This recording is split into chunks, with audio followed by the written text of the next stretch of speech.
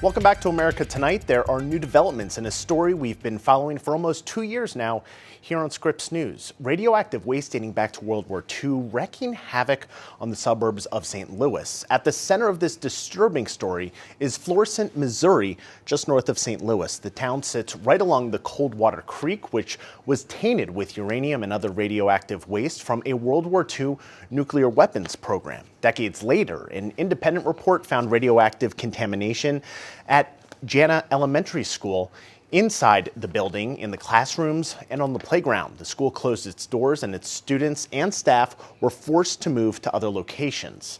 Now, although a follow-up study from the Army Corps of Engineers and a third study from SCI Engineering found no harmful radioactive contamination at the school, it never reopened. And now federal officials are testing homes in the area that may be sitting on top of radioactive material. Many residents say their health has been impacted and they're demanding justice and compensation from the federal government. Scripps News national correspondent Amber Strong spoke to people who say legislation to help those impacted by nuclear contamination hasn't gone far enough. People from across the country gathered in D.C. this week, drawn together by a common mission, and that's drawing attention to fellow Americans they say are due justice after exposure to nuclear waste. In the 1940s, the U.S. was in a race to build the first nuclear weapons, setting up testing sites and plants across the country. At the same time, another race was on to fulfill the American dream, families building homes and lives, never knowing those two worlds would collide. Unbeknownst to my parents, they had no idea that they were raising their children in a neighborhood that had been contaminated by radioactive waste. Karen Nickel grew up in North St. Louis County. In the early 40s, downtown St. Louis was home to a Manhattan Project initiative processing uranium.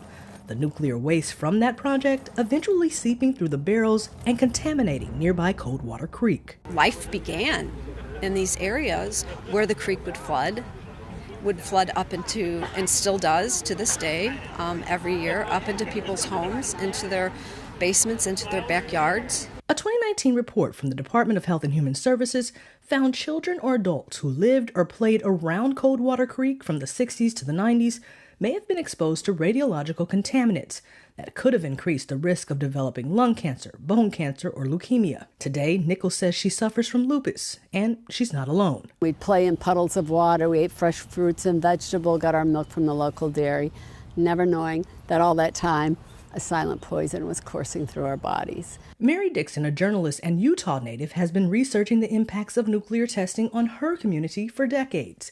Dixon was diagnosed with thyroid cancer in her 20s. Her sister died from lupus complications. Others who believe they were impacted by similar nuclear initiatives gathered in D.C. for prayer and action. So this evening we come together from different faiths and backgrounds, hoping to urge Congress to extend and expand the 1990 Radiation Exposure Compensation Act, which offers compensation to people in parts of some western states, but didn't include other areas that advocates say have been impacted, like parts of Utah, Missouri, or uranium miners and community members of the Navajo Nation.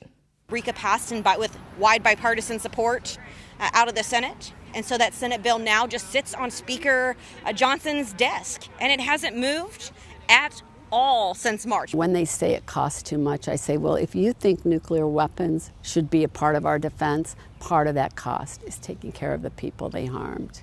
Amber Strong, Scripps News, Washington. As the deadline to renew the Radiation Exposure Compensation Act ticks closer, lawmakers across both sides of the aisle are working to pass the legislation before it's too late. Missouri State Representative Chantel Nixon Clark is one of those lawmakers. She represents Florissant, has lived in St. Louis County all her life, and joins us now from the state capitol, Jefferson City. Chantel, thanks so much for being here.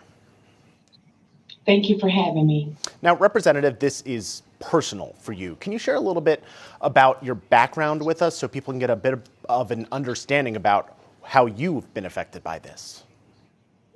Absolutely. So I am a two-time breast cancer survivor, but definitely breast cancer was no stranger to my family.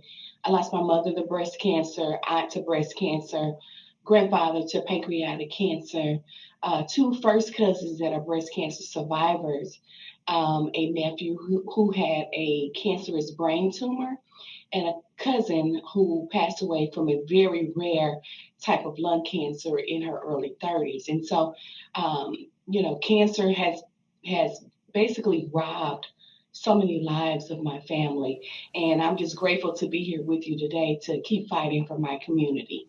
We thank you so much for being here and sharing your story as well. You know, you currently live in Florissant with your family. You just told us about some of the things that you and others have dealt with. What's the situation like for other residents who also live in Florissant and continue to wait for the news on the RECA extension?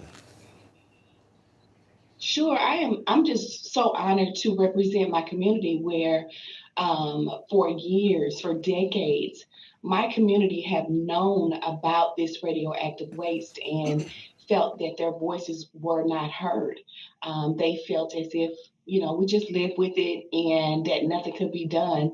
And just to prove everyone wrong that we will continue to fight for proper cleanups in our area. And also, we will continue to fight for compensation for all of the families affected in Florissant and surrounding counties. Now, this bill has strong bipartisan support, something that's increasingly rare these days. And as we just saw, plenty of people advocating for its approval. So what's the sticking point? Why hasn't this made it to the president's desk yet? I think that that's the million-dollar question. We have sent letters and the community have reached out several times. And, we have demanded Speaker Johnson to bring this to the floor. It passed in the Senate. There has been delay after delay after delay on bringing this into the House to get this passed. We do know that we have champions in the House, and we do feel confident that it will pass in the House. Only if Speaker Johnson could bring it to the floor without it being close to the expiration date. Our time is almost up, and so we're pleading with Speaker Johnson to please bring it to the floor for a vote. Now, if this does pass, it's certainly a big step for the people of Florissant. I saw a quote from a Florissant resident a while back that said, "St. Louis stepped up to save the nation during World War II. Now it's the nation's turn to step up and save St. Louis." With that said, Representative, what does your community feel it's owed? And also, would a renewal be enough? Well, no compensation would ever be enough for the lives that we've lost. But it's a starting point. In this package, it helps with any medical costs. You do have the option to receive a lump sum, but it's a start in the right direction. And the most important piece is that the government, they agreed that they did this to us, right? And so why not make it right? Why not sign RECA, fund RECA, and get it done before the expiration date? All these years later, Chantel, thank you so much for coming on with us here on America Tonight and sharing your story with us. Thank you for having me. Coming up, as H5N1 bird flu spreads in farms, experts who know the animals' living conditions are raising alarms. Those conditions are perfect conditions for spreading all kinds of diseases. And how is this flu strain evolving to jump so quickly across animals? We dig into the latest research right after this short break.